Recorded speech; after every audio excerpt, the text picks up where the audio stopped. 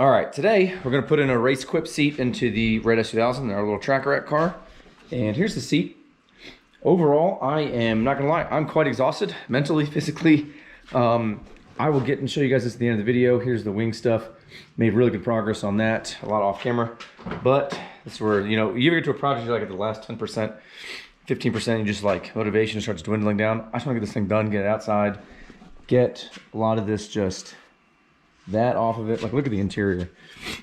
I'm not gonna say the interior was a 10 out of 10 to begin with, but carpet's gonna need to be replaced at some point or something. But for now, this is just super dusty. We need to get this driver's seat out. I believe it's on a planted foot or a planted seat mount.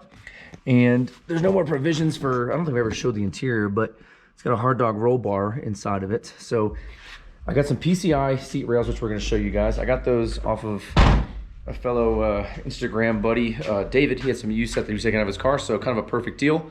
I sat in the seat. It feels okay. Let's just kind of get in the car and let me make my assessments on it. I have some worries about it, but we got it, so we're going with it.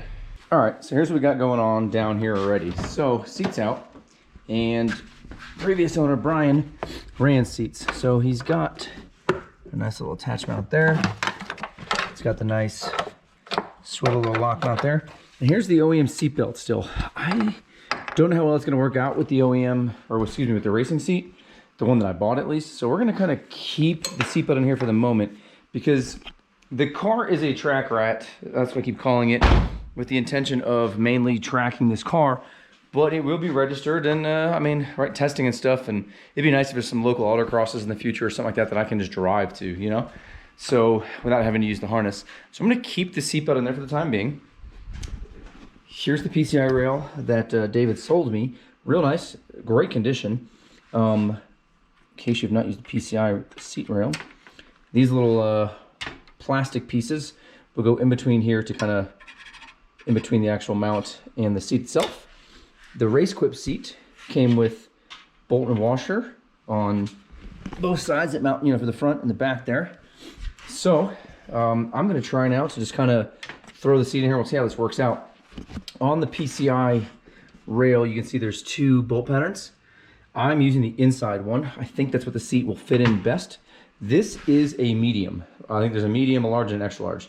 This is a medium, so let's kind of throw this up in here the best I can and just get it mocked up. I have no idea where I'm gonna want the seat angled or anything like that. This is the biggest pain in the butt part of putting a seat in the car because you have all this adjustment, right, from here to lower, raise the front, and then there's the back, same thing. So let me just throw it in there, get it kind of mocked up, and we'll get in the car and we'll go from there. All right, first test fit. This is about as low as this seat can go in this bracket. As you can see here, this is at the top adjustment. Can't go any lower. This, I can go a little lower, but I don't think I can actually, because this is gonna hit the slider. If I didn't have a slider, it'd probably be a different ball game, but the CRX does not have a slider, and I'm the one that drives the car. This is gonna be multi-purpose for my wife and I. So it'd be nice to be able to have a slide that way her and I can go, you know, obviously slide back and forth between the seat. So that's gonna have to almost kind of sit. Let's kind of put it in the car here and let's see how it fits.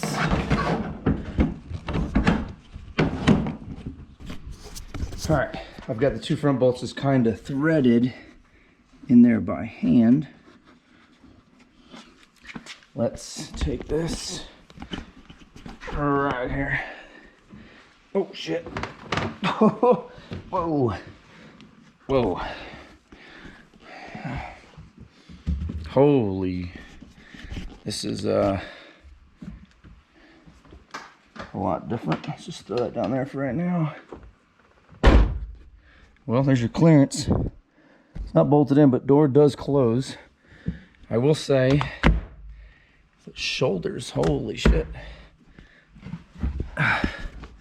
I can't reach, so let me see where I would actually be sitting. Jesus. Here's the kicker, right? So I got a medium on purpose because I was worried about it fitting in the car. It does fit in the car. My shoulders, as you can see, are kind of pushed forward. Let me see if this even feels at all natural here. Like, I mean, guess it doesn't. Just these are a lot more than the Sparkos. The Sparkos are a lot wider, and the area for your hips is a lot tighter. So this is a bit different feeling. I'll give it that. As weird as it sounds, I think I'd like the front to come up a little bit, but at the same point in time, my knees, right, in case you've never driven an S2000, just to give everybody an overview here, like, that's kind of the distance between my leg and my knee, and the steering columns, in case you don't know, are not adjustable. So this is where she's at. So if I come up in the front, that next notch, it might have my knee like right, you know, who knows, pretty close. This might be where it has to ride. It feels, with the shoulder situation, it feels way more cramped than usual. Let me take the seat back out, put the harnesses on this thing, and we'll just see what that feels like. Man, this is weird. And again, I know I'm just rambling right now, but the S2000s are way more cramped than a CRX. CRX is roomy, so it might just feel weird, but it's definitely pushing my shoulders forward. I don't really know if it's supposed to do that. But again, my hips feel fine. And my hips feel arguably a little loose. Let's just pull this thing out, put the harnesses on it, bolt it in, and get a real assessment here. So we're gonna go back in for round 3. I've got these harnesses, the crotch area at least, the 6-point, those sticking out just a little bit above, and these are as tight as they can be. I'll end up just kicking these straps back here.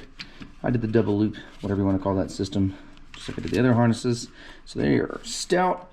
Let's kind of just put this in the car, and let's see. See, there's a lot sticking up here, but the seat's still got to slide forward, and I can tighten it right here. So I like these harnesses, are actually quite adjustable. So let's just throw it in the car and let's see how this works out. All right, so next piece in this puzzle is gonna be some coilovers. So we went to Meister R's. I've read a ton about them. I did want to go with some red shifts. I'll be honest, I just didn't want to spend the money, but I have learned that good coilovers definitely do a lot for the car, right? The CRX has definitely benefited drastically, but I'm still trying to make this like a budget-friendly track car. I say budget-friendly, I mean, these still aren't necessarily the cheapest, but the red shifts are more, so we're gonna see what the Meister R's do. They've got 32-way adjustment. I talked to them a little bit in some messages. I like the digressive curve that they said they had. So let's just kind of give these a whirl here, and we'll go from there. So I already read the instructions a little bit, nothing really out of the ordinary. I've kind of opened this a little bit. So new hardware, that's always a plus.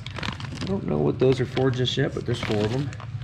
The wrenches I do like, with more grabbing adjustment points. And then here they are, just for some visual aid here. So they've got the hole, right? Obviously, at least what my experience, you're not supposed to adjust the height, the ride height, any higher than the holes on most coilovers. Here's the 10K, so this is the rear, and it's got a helper spring. Everything in the manual is already adjusted. I already played with the clicks. It is 8 clicks off of, according to the dial here, hard.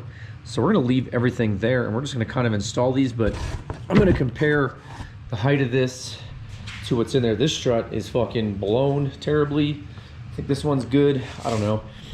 We got wheels coming, so we're gonna get that set up, but that should be in the same video here. So let's just get this off here and let's kind of go from there. When you're in here, I just like brake clean this. Just as empty, you know, whatever. Just using some generic 3M rubberized undercoating just to kind of, whoops. I'll give it 2 good coats. All right, so nothing crazy. Front wheels on, back wheels on, about the other side. I'm just gonna let it, I'm gonna go cruise around the block with a little bit. Ride height might be kind of high, might not, I don't know. We'll leave it, but this looks way nicer. Okay, last little mod for this video here. So, seat's installed, and the issue now is, since this is gonna be co-driver, you know, 2 drivers, whatever, wife and I are both, when this seat is all the way forward, which is what she needs to feel comfortable, she still, when she engages the clutch, and I think the brake and the gas, we're gonna get to them, but she essentially, her clutch leg is all the way fully extended with the seat all the way forward on the PCI rails. So obviously, again, we're on sliders, so we both can drive it. So I kind of found some dude, one of the big guy on YouTube, Nos, kind of makes something similar. Nothing against this product. I just don't want to pay for it, and I have a 3D printer. So designing something slightly different. This is one piece. This is 1.5 inches. So essentially, these two holes here are going to take these bolts. They're going to go through here. And they're going to go through the two holes I already drilled in the clutch pedal. And this shape, for lack of better words, just sort of sits on like that. We're going to bolt that to it. And then afterwards, the OEM little cover is going to go on top of here with the 3 brass inserts. So pretty simple process. I kind of just stuck this on there, took some old lip liner that my wife has, and I kind of stuck it there, marked some holes and drilled it. So let me just kind of bolt this on here. Again, just going to take a flanged nut and bolt. All right, I'm gonna wrap this video up here. I know it's all over the place. I'm just gonna recap everything that we did and some things that I didn't show you. So again, Racequip seat is in. It is pretty close. I can get my finger there just kind of as a reference piece. It sits a lot higher than the OEM seat. So as far as my helmet going above that, that is definitely a thing. We're gonna have to address that at a later date. I took all of Brian's old stickers off here. So that's, you know, just making it my own here. My dad's here, so I showed him, this is what the headlights have looked like. I did a quick buff on that headlight, right? But night and day, once we actually like wash this thing and stuff, it'll definitely come back to life a bit more. And to show you the finalized version, if we can get in here, the pedals for the wife, if we can get that, they all have it now. Kind of dark, but driver's side has it. So this one's picked up 1.5 inches, brakes 1.5 inches, and the gas is 1.25 inches. Kind of like levels the pedals out the way they were. And here's where we sit on the back of the car now. It's looking pretty good. I mean, she's a solid 10-footer. Granted, it would need still some body work and stuff. Like again, we're gonna get really overkill on this, but there is a gap here. Got it. This gap is pretty good. There's a little bit of a gap there for sure. It's not equal. Over here, the gap is much more equal. But then as you see here, I cannot really get, that is basically touching the headlight. Headlight's a little loose in there, but I need to trim the trunk just a little bit more is what I'm doing. And then through these holes still, bolts will go down and tie it down. But all the lights work in the back now. The wing is on. Still need to get hardware and stuff, but here's what it looks like. It's not great. It's not bad, but this is what it looks like. So I'm gonna end up probably putting some riv nuts here in the frame and just putting some of this up. But there's all the wrinkle stuff. I just took a 3M rubberized undercoating and just went to town inside of here. But this will do. This will absolutely do. So I still got to pull the taillights out, throw some more body filler on here and kind of work that in. This is still curing, but I took the antenna off. I'm not going to run it, so figured I might as well fill that. Oh, something else that I did that was broke. Gas cap door. Right there, this little guy, which I can take out pretty easily. Here it is. So this housing here broke. Well, let me phrase this. One of these two tabs were broke on mine while I was in the car apart from the accident. I just reused the bottom piece here, but I couldn't lock the gas cap or anything, so just designed and 3D printed basically somewhat of a replica. There we go. The dash is there. And that works. Something simple like that didn't work. I did have a whole fiasco with the taillights and the wiring. You're surprised there's a lot of electrical tape here. Basically all these wires on this side when it hit all got smashed together. Caused a short. I was popping fuses the whole time, is what it is. But yeah, I mean, that's it. Wrap up. I drove around the block. The car is not registered or anything yet. It will be. Eventually I need to submit the paperwork and stuff. But the Meisters, ours felt really good on the neighborhood. Way good. I'm not going to get crazy until we get to the track, but tires, wheels, 255 Kumo V730s on some KE Motorsports. I think the wheel looks good. Ride height's probably also going to be okay for the track.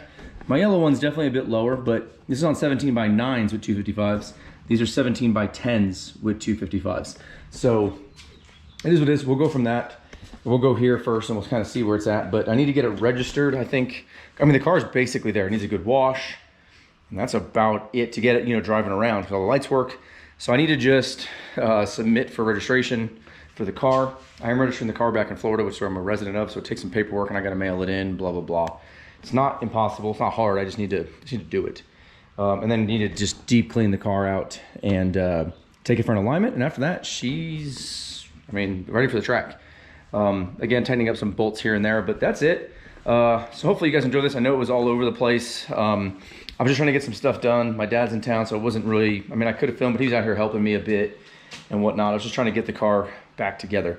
So I appreciate everybody for watching. You guys got any questions, comments, as usual, concerns, whatever, put it in the comments below. Anything else I can show you guys? The wing, I know I've got a lot of questions if this 3D printed wing is gonna work or not. We will see. I don't see why it will fail because there is the rods going through it and the trunk's not actually like closed right now, but there we go. I mean, if I hang on, if I'm gonna push down on it, see, there's that. The trunk flexes, but that's not a huge ordeal because I've got some spacers that are gonna go, that go underneath this in the car for the bolts. For when I go to the track, this is gonna go through here, into those riv nuts into the frame. And then I've got these little spacer blocks here that go right underneath this and push down. So here's what it is. Again, appreciate everybody for watching. Stay tuned for the next video. It will probably be the CRX track video, which I just came back from, but of course I hit the wrong GoPro, wrong timing, is what it is. But again, thanks for watching.